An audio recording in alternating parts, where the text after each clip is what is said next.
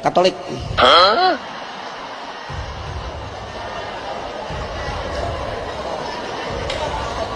Sapi lagi. Enggak, baru masuk Islam. Jangan banyak-banyak mintanya masuk Islam. Katolik. Katolik mau kasih saya berapa? Buat Nabi Muhammad?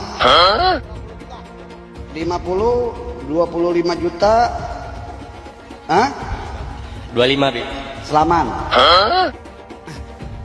Mudah-mudahan nggak jadi Katolik ente. Sebagaimana kita tahu, gelar H di depan nama orang itu bisa membuat orang menjadi lebih dihormati, ya, yaitu Habib. Itu patut dihormati asalkan yang benar nasabnya, karena nasab, bukan karena personal branding. Pesantren yang menjadi seperti feodal ini tuh justru pengaruh dari kelompok habaib. Pesantren-pesantren yang menganut adab seperti itu adalah pesantren yang berafiliasi dan atau memiliki hubungan yang sangat dekat dengan kelompok Ba'alawi, atau dalam hal ini adalah tarekat Alawiyin. Tradisi-tradisi jalan ngesot dan sebagainya itu bukan tradisi keumuman pesantren. Dan kalau misalkan pada bagian itu NU dikritik, NU tuh nggak usah marah-marah, nggak usah baper. Kalau memang ada pesantren yang nampak feodal, ada pesantren yang nampak keluar dari jalurnya dan sebagainya, kita lihat keluar dari jalur itu mungkin masuk ke jalur berikutnya, yaitu jalur Alawiyin. Kasihan anak orang disiksa jadi kuli di pesantrennya. Kau yang goblok, bodoh, itu khidmat namanya, khidmatnya murid sama guru. Trans 7 keliru. Anda tidak mengerti bagaimana cara orang beradab. Beradab kepada guru itu perintah, beradab pada ulama, beradab kepada ahli bait. Paham ya? Keliru kalau Anda mengkritik itu. Nah, kalau orang tawaduk sama ulama, Anda tertawakan. Ya jangan. Karena itu, ayolah tokoh-tokoh agama ini, dari golongan habaib, dari golongan kiai, ayo kita duduk bahwa kita sudah jelas punya musuh ada di negeri ini yang akan menjatuhkan kewibawaan Islam dengan cara menjatuhkan orang-orang yang dihargai oleh orang Islam. Harusnya murid cium tangan sama guru.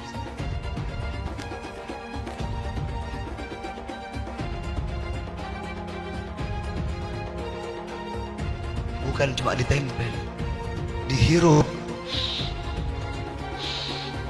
ditaruh di atas kepala ente, kalas bakar ke belakang. Ente lihat dia ke belakang, berani dia belakangnya anak? Ada nggak dia belakangnya anak? Salah satu tugas Ansor dan Banser adalah menjaga kiai, ulama dan pondok pesantren. Apabila ada kiai ulama kita yang dihina, maka Ansor dan Banser akan menjadi garda terdepan. Ras 7 telah menghina melalui siaran-siarannya terhadap kiai dan ulama Nahdlatul Ulama. Saudara-saudara Trans TV yang masih muda-muda, kalian ingat sejarah. Jangan sampai kader-kader Banser menggorok leher kalian. Ada Banser menggorok PKI.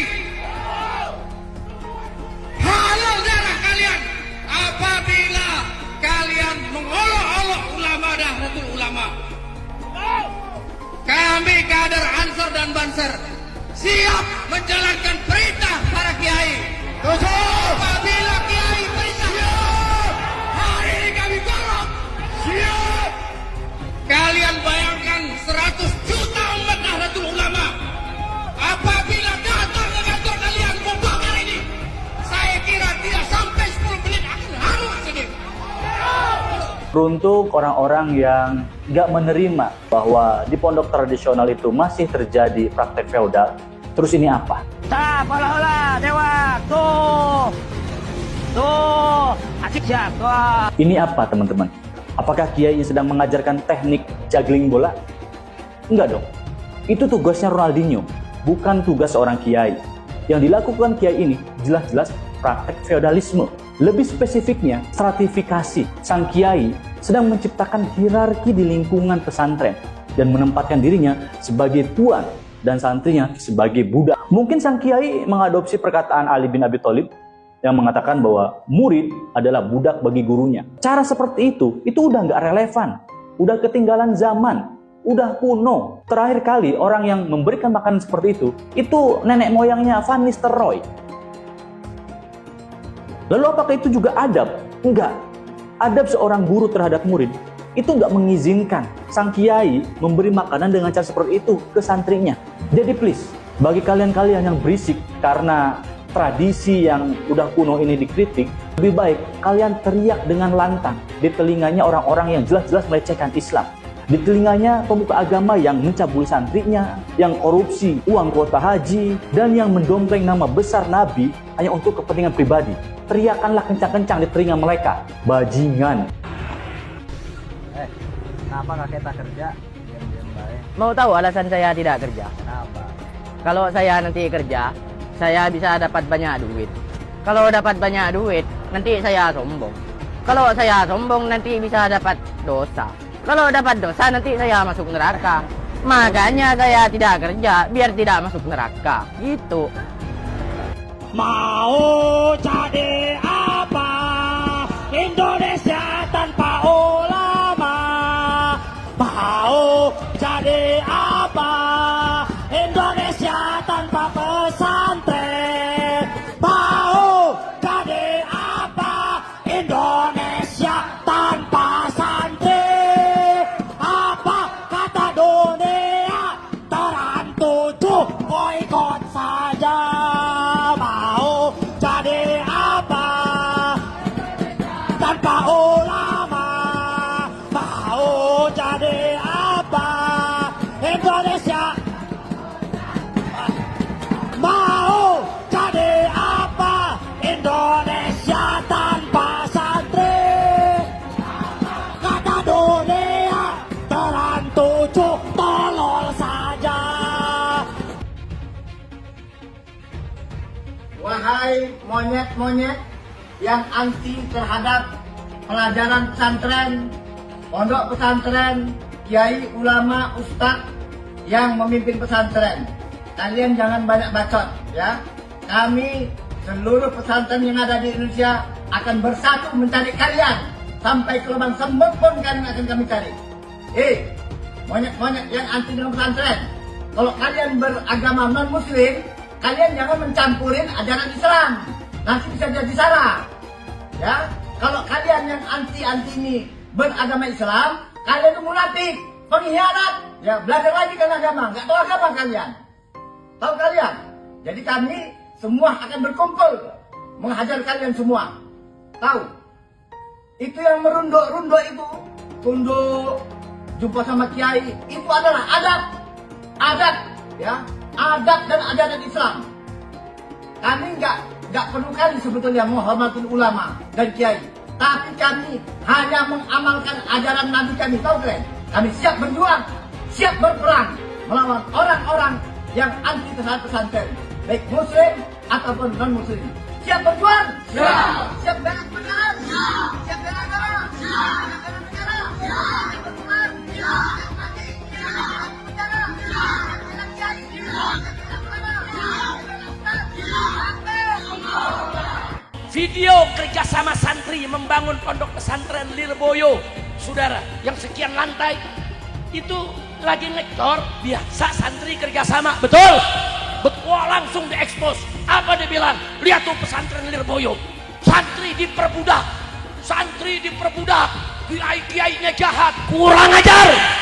Hanya hal-hal yang sepele itu kiai dicaci maki, itu kiai direndahkan, kurang ajar tidak? Enggak sampai di situ. Saudara, ada tamu datang ngasih duit ke kiai, wah difoto, langsung dibilang, saudara ini kiai cuma ngumpulin harta, ini kiai memperkaya diri, kurang ajar. Begitu ada sebuah pondok pesantren rubuh, saudara. Pondok pesantren bersejarah, itu pondok pesantren tua Al-Khazini, saudara. Pondok pesantren Buduran di Pasuruan, saudara. Sidoarjo, saudara, Jawa Timur. Apa yang terjadi? Oh, langsung digoreng sama mereka yang anti Islam. digoreng, kiainya dimaki-maki, kiainya disalahkan saudara, bahkan kiainya dituntut supaya dipenjara, dianggap itu kejahatan kiai, kejahatan pesantren saudara. Pak, mau minum susu? Jalan jongkok dulu. Sungguh mulia Ibu Nyai ini, ia berbaik hati membagikan susu dengan ukuran gelas plastik kecil kepada santri-santrinya. Tapi untuk mendapatkan satu guk susu itu, para santri harus dengan tabah jalan jongkok. Oh, mungkin lagi olahraga kali ya. Walau kelihatannya agak mirip anak-anak yang lagi digembleng sama Satpol PP sih. Wah, kiai yang kaya raya tapi umat yang kasih amplop. Bukan hanya santri usia anak-anak yang udah bapak-bapak pun ketemu kiainya masih ngesot untuk mencium tangan. Dan yang mencengangkan, ternyata yang ngesot itulah yang kasih amplop. Netizen pun curiga nih bahwa bisa jadi inilah sebabnya sebagian kiai makin kaya raya. Mobil mewah hingga harga miliaran. Sarungnya aja pun merek termahal yang harganya berkisar antara 400 ribuan sampai 12 jutaan rupiah gitu deh. Dan saat kumpul keluarga nih, sana family kecipratan duitnya. Padahal kan harusnya kalau kaya raya mah umatnya yang dikasih duit ya nggak sih? Tapi ya gimana ya, dengan ngasih amplop pada kiai kan diharapkan bisa dapat berkah. Kalau enggak, ya ambil hikmahnya aja deh. Ketiga, disuruh ngepel sampai ngelap daun. Udah kaya raya, dikasih banyak amplop. Pekerjaan mengurus rumah yang harusnya dikerjain oleh asisten rumah tangga dialihkan dong ke santri dan santriwati. Karena belakangan viral nih beberapa video para santri dan santriwati beberes rumah kiainya. Mulai dari nyapu, ngepel, cuci pakaian, cuci perabotan dapur, bahkan ngelap daun tanaman koleksi kiai dan kiainya. Sebagian orang menganggap ini tuh layaknya feodalisme di zaman penjajahan. Namun bagi sebagian santri, melakukan rawan dalam atau kerja bakti di rumah kiai itu adalah keistimewaan. Walau gratisan.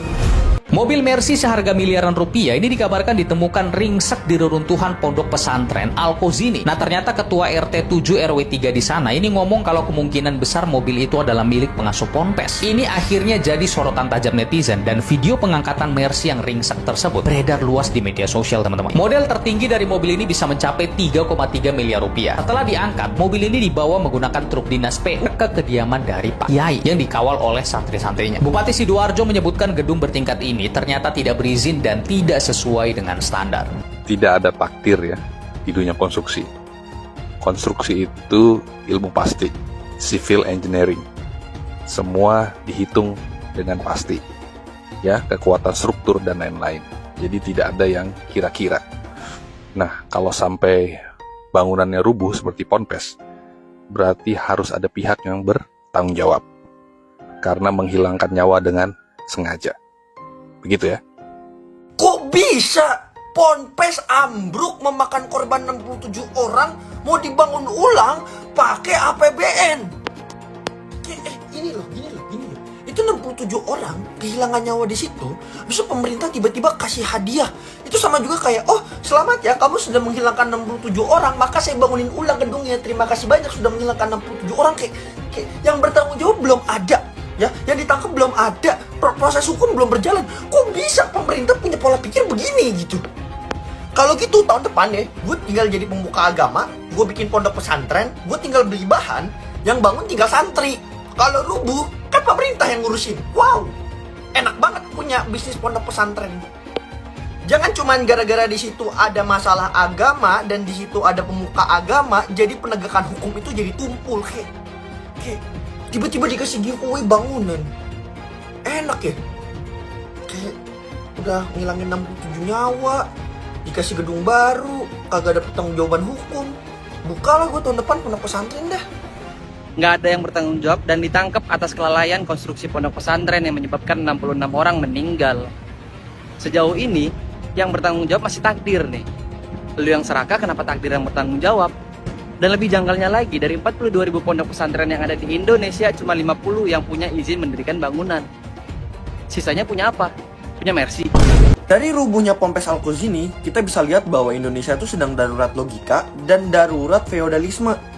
Dimana sesimpel argumennya bahwa sebagai muslim yang baik itu harus ikhlas dan menerima takdir Allah. Ikhlas artinya tidak boleh protes terhadap runtuhnya ponpes. Dan ketika seorang muslim itu memprotes ponpes, pengurus ponpes, mau itu kiai, berarti itu melawan takdir Allah. Padahal sebagai muslim yang baik bisa aja kita tetap ikhlas, tetap beriman kepada hal itu terjadi kepada takdir Allah, tetapi kita tetap menuntut yang namanya keadilan. Tetapi yang terpenting di sini juga adalah budaya feodalisme Indonesia. Karena beliau adalah seorang kiai, karena dianggap sebagai pemuka agama yang memiliki hierarki lebih tinggi, yang berarti kita sebagai umat itu tidak boleh menentang hierarki yang lebih tinggi. Itu kan feodal namanya. Padahal yang harus kita sembah itu adalah Tuhan, bukan pemuka agama. Dan selain feodalisme yang tadi, Indonesia tuh bener-bener cacat logika banget. Ketika lu kritik, dia lu ngebenci. Ketika lu nanya, dianggapnya menghina. Dan yang gak kalah gongnya lagi, pengurus ponpes itu dianggap suci. Pengurus ponpes itu manusia, bukan nabi boy. Mending nabi. Kiai juga manusia. Ya kalau salah ya kritik lah. Kritik bukan berarti gue mau benci. Gimana sih? Ini membahas pola pikir rakyat Indonesia yang mayoritasnya adalah seorang muslim. Makanya gue pakai contoh orang muslim. Lagi-lagi, sikap mayoritarianisme terjadi.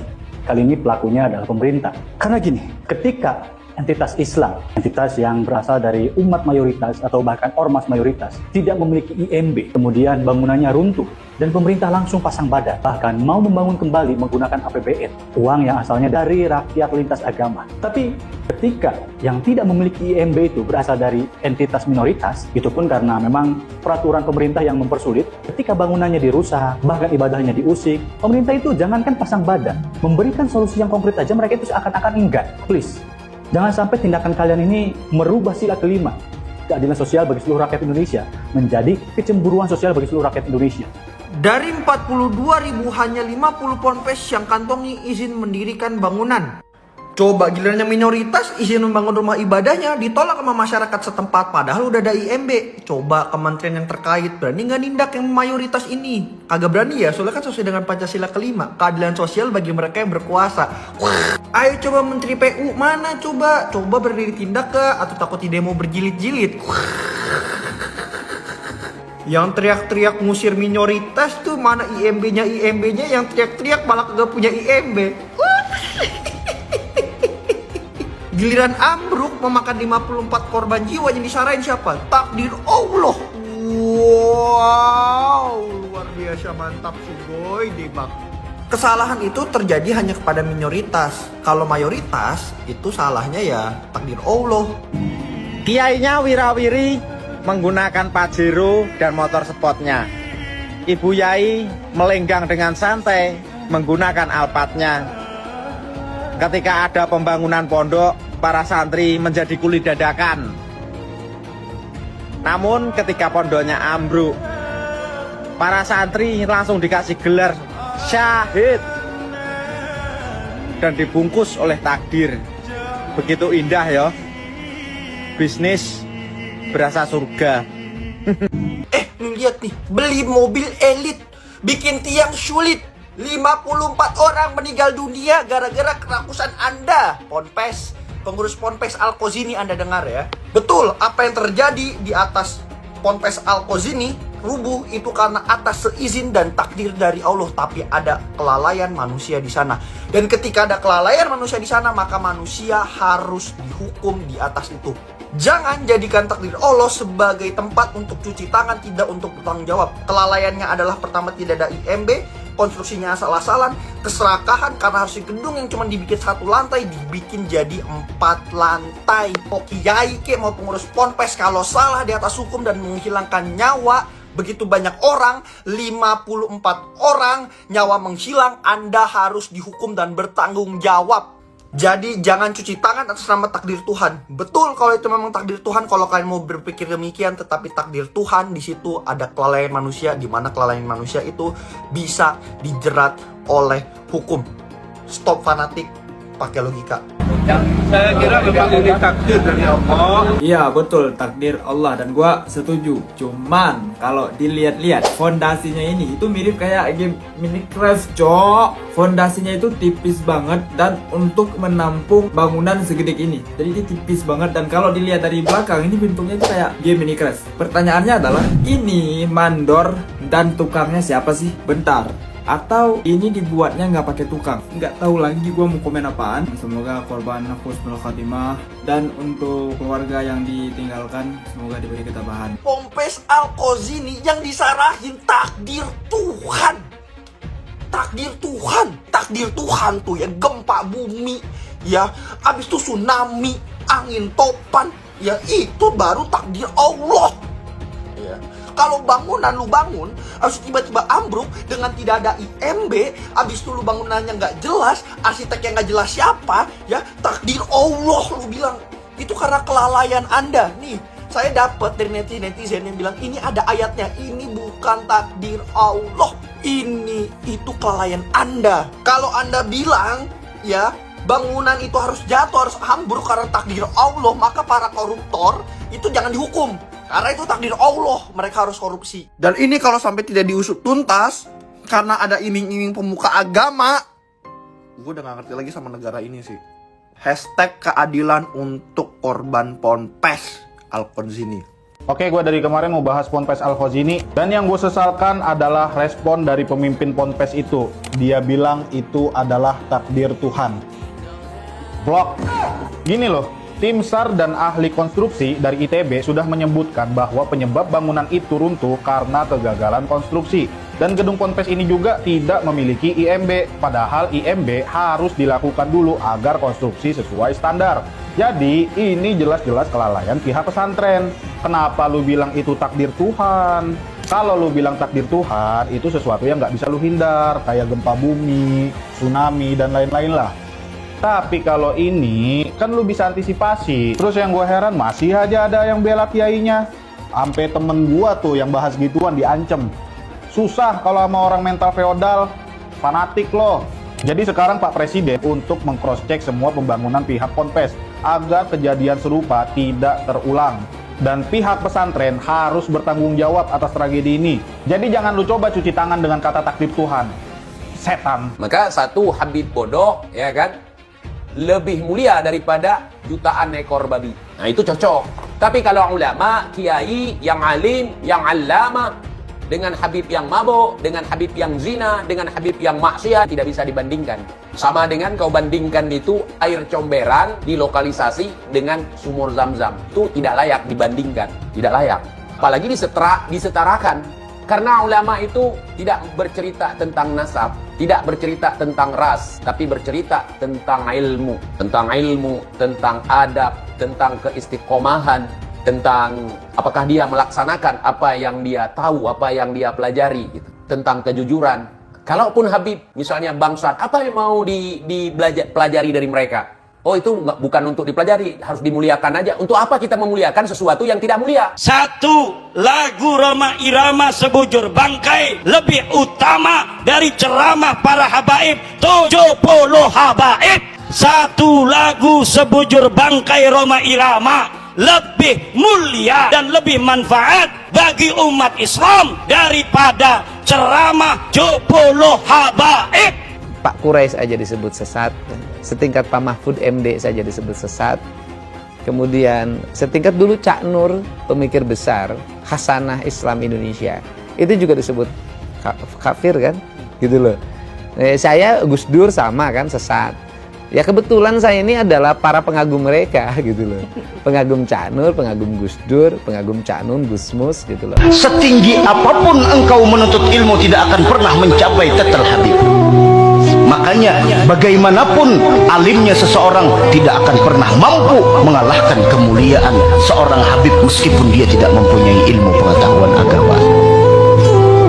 Para kiai kampung, jangan lagi terjadi ada orang yang berani bicara bahwa satu kaki seorang Habib lebih mulia daripada kepalanya seorang ulama yang alim. Jangan sampai ada lagi yang berani bicara seorang Habib yang ahli maksiat, ahli yang tukang doraka, tukang dosa dikatakan lebih mulia daripada 70 ulama yang alim. Dan ini ada jelas penistaan, penghinaan yang tidak bisa kami biarkan terhadap leluhur, orang tua kami, guru-guru kami, para kiai kami, khususnya yang ada di golongan Ahlus Sunnah wal Jamaah Nahdlatul Ulama. Ada beberapa dari habaib yang sampai mengatakan bahwa kalau kiai itu misalkan melakukan maksiat, kiainya luntur. Tapi kalau kami Habib mau melakukan apapun, darah secara genetiknya sudah nyambung bersama kami. Jadi kami tidak bisa bisa jadi mantan Habib. Kiai Iman bikin tesis pun sebenarnya adalah reaksi atas kecongkakan dari orang-orang habaib itu. Siapapun yang mengaku keturunan Nabi wajib diverifikasi, dan siapapun yang mengaku keturunan Nabi dan terbukti bukan keturunan Nabi wajib kita batalkan. Terus adakah pidananya terhadap pengakuan Ba'alwi tersebut? Bahwasanya siapapun yang mengaku sebagai anak keturunan Nabi dan tidak terbukti termasuk dalam penodaan agama. Setelah ada munas alim ulama dan sudah ada keputusan bersama, maka dengan bekal hasil keputusan itu kita bisa melakukan pemidanaan. Siapapun ke depan yang mengaku cucu Nabi bisa dipidanakan dengan pasal penodaan agama. Hai, Bahar Semit. Saya Mbak Gimbal, sang putra alam. Saya Mbak Gimbal menantang kamu duel. Kamu boleh menggunakan golok permata duamu yang kamu bangga-banggakan. Ya, saya cukup menggunakan golok ini. Kita duel 1 lawan 1. Kita bangsa Indonesia tidak boleh diam melihat fenomena ini. Kenapa? Ada indikasi mereka mau menjajah Indonesia. Indikasinya jelas sekali. Ada yang bagian memalsukan kuburan. Di mana-mana dibikin kuburan-kuburan palsu. Alhamdulillah, menurut keterangan beliau juga sudah banyak yang dibongkar.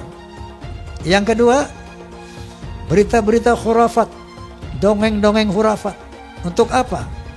Ini yang namanya Ba'alawi leluhurnya luar biasa, bisa hijrah Mi'raj 70 kali, bisa memadamkan api neraka yang nggak pakai akal. Itu sesuatu yang luar biasa dan dahsyat. Mereka pun menjadi takluk, tunduk, siap diperintah apapun. Tujuannya itu. Dan yang lainnya, ada yang membuat provokasi-provokasi. Saya bersama rakyat, kita dengan rakyat. Jangan coba-coba ganggu rakyat, seakan-akan berpihak kepada rakyat. Dia mengadu domba kita pribumi, sementara mereka akan memetik hasilnya. Saya sebagai putra Indonesia, was-was, ngeri, dan waspada. Ini ternyata doktrin-doktrin ini tidak sembarangan. Klaim-klaim mereka sebagai keturunan Nabi ternyata ada tujuan-tujuan untuk menguasai Indonesia. Perlu ana luruskan, dan Robito juga harus tahu. Robito berpegang teguh kepada Thariqah Ba'alawi. Silahkan buka kitab Manhajus Sawi. Itu Manhajus Sawi, kitab Thariqah Ba'alawi. Di situ kan Syabil Hasan As-Sindi ketika beliau ditanya, Arifun jahilun afdal min sab'ina alim, atau satu syarif yang bodoh itu lebih utama daripada 70 orang yang alim. Itu yang berkata Syabil Hasan As-Sindi. Tuh. Jadi harus tahu, jangan ente pikir itu omongan anak, bukan. Syabil Hasan As-Sindi, silakan buka kitab. Lama menolak Habib, nanti lama-lama menolak Islam. UAS ketika percaya bahwa Habib itu cucu Nabi, minimal dia punya dalilnya. Dalilnya mana UAS? Bahwa Habib itu cucu Nabi. Saya menantang UAS untuk memberikan dalil. Hei Imaduddin Usman, ini dalil Habib cucu Nabi. Ini sahih. Selama ini tidak ada. UAS jadi mukibin silahkan saja, tapi jangan bodohi jamaahnya. Kenapa Ustaz Abdul Somad tidak mengikuti Al-Quran? Al-Quran melarang kita untuk mengikuti sesuatu tanpa dalil. Tapi Ustaz Abdul Somad kemudian jamaahnya diminta oleh dia agar mengikuti bahwa Habib itu adalah cucu Nabi tanpa ada dalil. Yang jelas adalah apa yang dikatakan oleh UAS, bahwa tidak percaya kepada nasab habaib itu sama dengan tidak percaya pada Islam, itu tidak ilmiah, tidak berdasarkan ilmu pengetahuan, dan membawa jamaahnya kepada taklid buta yang dilarang oleh agama Islam. Pak Habib Bahar yang sangat kontroversial itu kakinya diciumin oleh santri-santri yang ngantri jalan bebek. Sakit hati ketika melihat ada orang keturunan Yaman kemudian disujudi, diciumi kakinya oleh orang-orang pribumi pesek. Bayangkan kemudian ada ulama-ulama Nusantara yang harus cium tangan, cium kaki terhadap Habib-Habib yang berjejer duduk di sofa dengan begitu megahnya. Mereka marah, mereka sakit hati karena apa? Karena ada orang sujud di depan orang lain atas nama keturunan Nabi. Ada Habib yang mengatakan, bangsa ini bisa menjadi bangsa yang kuat, yang teguh, tidak kena bencana dan sebagainya karena mencintai para habaib. Para habaib, kan beliau Habib, Pak Novel Al-Idrus. Kemudian dikatakan, siapa yang berani mengkritik, mengkoreksi Habib, maka dia seperti iblis. Orang yang mengklaim sebagai keturunan Nabi tiba-tiba mengatakan kalau ada orang yang mengkoreksi habaib, maka mereka itu adalah iblis atau serupa dengan iblis. Pak Novel Al-Idrus. Sorbannya kiai-kiai itu derajatnya ada di bawah kaki dari Habib. Bahkan ketika Habib itu penzina, tukang narkoba, tukang mabok. Habib terbodoh itu 70 kali lipat lebih mulia daripada kiai-kiai. Satu orang Habib yang bodoh lebih mulia daripada 70 kiai orang Jawa. Tuhan ngomong gak benar itu. Habib walaupun zina, walaupun minum arak, pasti masuk surga. Walhasil mereka ini menganggap diri mereka super. Kiai-kiai Jawa ini bukan Habib di bawah mereka. Ini orang yang mengaku keturunannya ini mulutnya kotor banget. Padahal ngakunya keturunannya Nabi Muhammad. Yang mengaku keturunannya mulutnya kotor, caci maki sana sini. Habib bodoh itu masih lebih utama daripada orang yang berilmu. Telapak kaki Habib yang maksiat, yang nakal, yang kotor dibandingkan kepala kiai yang pakai sorban masih lebih mulia telapak kaki Habib yang maksiat tersebut. Satu kaki Habib itu lebih tinggi, lebih mulia dari 70 kepala kiai. Kan gitu, itu kan penghinaan betul. Kalau orang tidak terhina dengan ini, saya kira tidak, rasa kebangsaannya rendah. Karena itu dinyatakan, harusnya ditegur lah. Habib itu meskipun mabuk, berzina, itu jangan dimarahi. Karena kalau Habib itu pasti masuk surga. Nah, yang begitu itu membodohi bangsa Indonesia. Jangan membuat kasta-kasta di dalam keberagaman, yang satu lebih mulia, yang satu berhak masuk surga, yang satu masuk neraka, itu tidak boleh. Saya ini tidak tahu ya sejak kapan munculnya Habib ini sebagai kelas sosial yang tinggi gitu ya, melakukan diskriminasi, dan orang yang didiskriminasi tidak terima itu bisa mengadukan ke pengadilan. Bisa. Itu pelanggaran, itu tindakan melanggar hukum. Menganggap satu ras, satu suku lebih rendah dari kelompok lain. Habib gila kok, kalau turun Nabi gila sekalipun tidak apa-apa itu masuk surga, kan gitu. Kalau kayak Indonesia tuh apa? Kamu kan kalau tidak ada Habib, kamu nyembah batu kan? Masa iya begitu? Bahwa berdasarkan sejarah nasab, berdasarkan tes DNA, berdasarkan ilmu filologi, bahwa kaum Balawi saudara kita tidak terbukti sebagai keturunan Nabi SAW. Namun dengan demikian, mari kita tetap rekat ukhuwah Islamiyah, karena Allah Subhanahu wa taala berfirman, wa'tasimu bihablillahi jami'an wa la tafarraqu. Amin. Saya katakan saya mendukung Rhoma Irama untuk mengklarifikasi soal Habib ini. Karena saya terganggu dan tersinggung terhadap perkembangan ini sesudah saya melihat tiap mau tidur saya lihat YouTube pertengkaran Rhoma Irama, Imaduddin, Gus Abbas dengan para habaib itu luar biasa, menimbulkan pro kontra. Lalu saya lihat apa sih masalahnya? Kalau saya sendiri pribadi, mau Habib itu turunan Nabi atau tidak, kalau salah ya kita koreksi, tidak apa-apa. Tetapi yang lebih dari itu, kemudian ternyata muncul klaim-klaim bahwa Republik Indonesia itu ada karena Habib. Wali Songo itu semuanya Habib. Padahal Habibnya baru datang sesudah Wali Songo meninggal. Gitu loh. Lalu diklaim ini turunan Habib ini. Imam Bonjol coba dibilang itu Habib Sahabuddin. Itu dari mana? Kok Imam Bonjol Habib Sahabuddin gitu?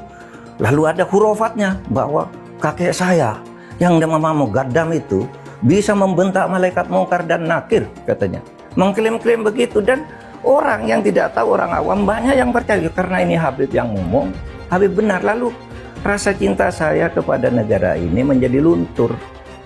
Seakan-akan ini karena Habib. Di situ saya tersinggung.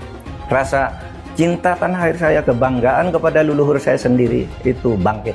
Apalagi kemudian ada pemalsuan kuburan-kuburan tuh ya, nama kuburan biasa dibangun menjadi ini Habib ini, padahal tidak jelas siapanya. Kalau Habib itu lebih tinggi dari kiai, dan itu semua ada, Mas. Ngomong itu bukan hanya ngomong begitu, itu bukan hanya katanya-katanya, karena ketika Rhoma Irama berbicara itu, lalu ada seorang Habib muda dengan Rhoma Irama, kamu bohong, tunjukkan Habibnya siapa yang katakan gitu.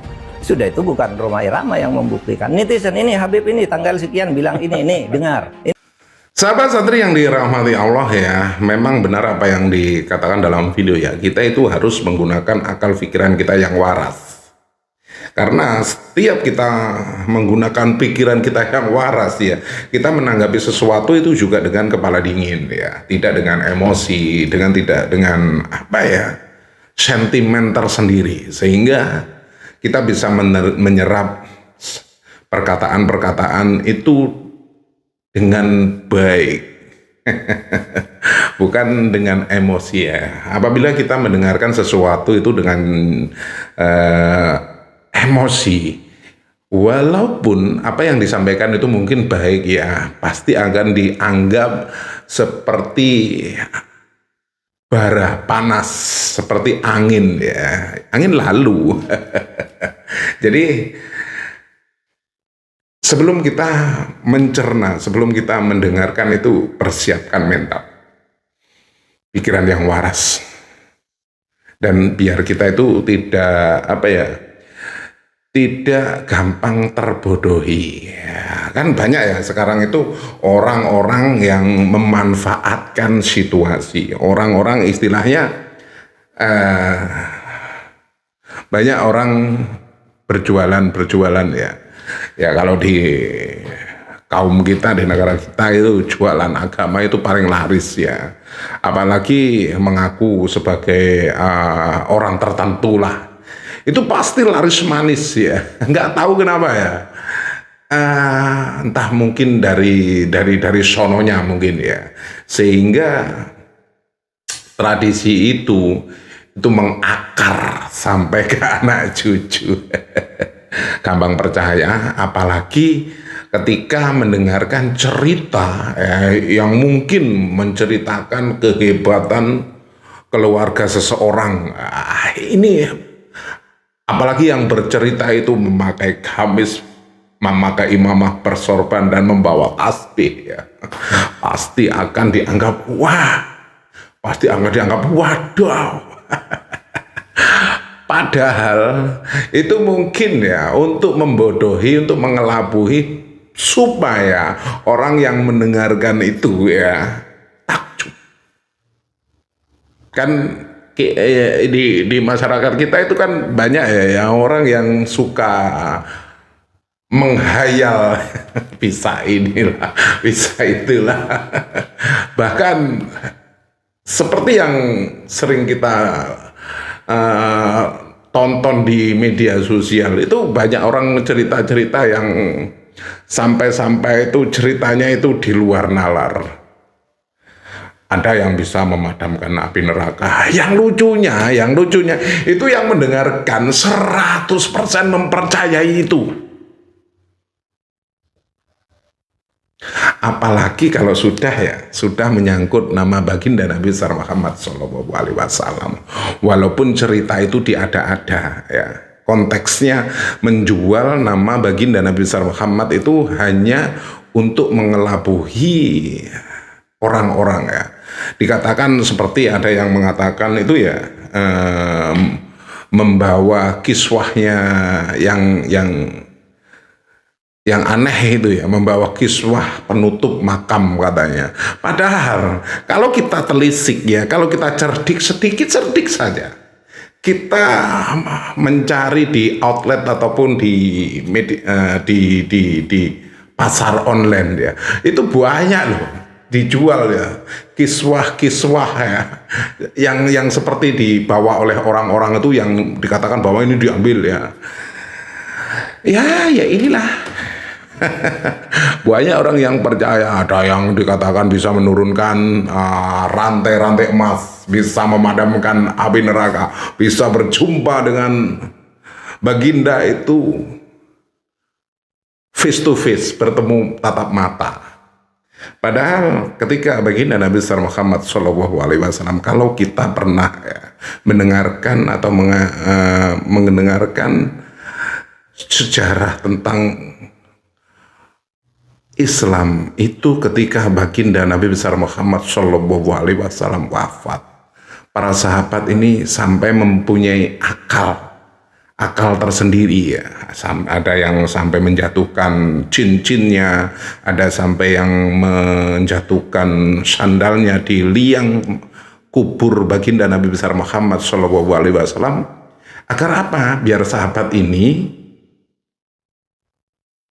terakhir kali melihat wajah baginda. Apabila para sahabat ini mungkin ya seperti yang diceritakan oleh orang-orang, baginda itu bisa hadir, bertemu, bertatap muka.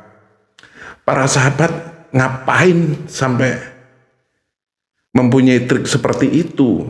Toh mungkin ya nanti saya bisa berjumpa dengan baginda Nabi besar Muhammad SAW itu walaupun sudah wafat, tapi inilah, entah ini cerita yang bagaimana ini, kok banyak orang itu yang sampai berani berdusta atas nama baginda Nabi besar Muhammad SAW. Jadi kita itu ya, kalau mendengarkan itu jangan lihat siapa yang berbicara. Kebanyakan orang, kebanyakan 99% ya masyarakat kita itu mendengarkan siapa yang berbicara, bukan apa yang dibicarakan. Apabila yang berbicara memakai baju compang-camping ala kadarnya, walaupun apa yang dibicarakan itu 100% kemurnian kebenaran, pasti yang mendengarkan itu masa bodoh dan tidak akan percaya. Tetapi apabila yang mendengarkan, yang berbicara itu sudah memakai gamis, memakai imamah, membawa tasbih, pasti apa yang akan dibicarakan, apa yang dibicarakan itu pasti dianggap 100% benar. Walaupun kadang ya itu suatu kebohongan. Kenapa bukan suatu kebohongan? Ada loh yang mengatakan bahwa ya dari keluarga-keluarga mereka itu bisa menurunkan rantai emas. Rantai emas dari langit, bro. Coba bayangkan. Bisa bertemu muka dengan baginda Nabi besar Muhammad SAW. Bertemu, bro. Sekelas sahabat saja ya, ketika makam baginda mau ditutup itu sampai mencari akal bagaimana bisa menatap muka baginda Nabi besar Muhammad SAW untuk yang terakhir kali. Cari ya, kalau nggak percaya apa yang saya omongkan itu cari. Sahabat sampai rela melakukan hal seperti itu hanya untuk melihat yang terakhir kali ya. Ingat, terakhir kali. Jadi wow alam bisawab, sahabat santri ya. Sampai di sini dulu jumpa kita. Mungkin ada yang terkeliru ataupun salah dari uraian saya menanggapi video ini yang sedikit ngelantur ya. Izinkan sekali lagi saya mohon maaf yang tak terhingga. Ya memang kenyataannya begitu. Apa yang dibicarakan itu kadang salah konsep ya. Sekali lagi marilah kita rubah mindset pemikiran kita. Jangan melihat siapa yang berbicara, tetapi lihatlah apa yang dibicarakan. Sampai di sini dulu coba kita, mungkin ada yang terkeliru, izinkan saya mohon maaf yang tak terhingga. Akhirul kata wabillahi taufiq wal hidayah. Wassalamualaikum warahmatullahi wabarakatuh. Sampai jumpa dan tetap semangat.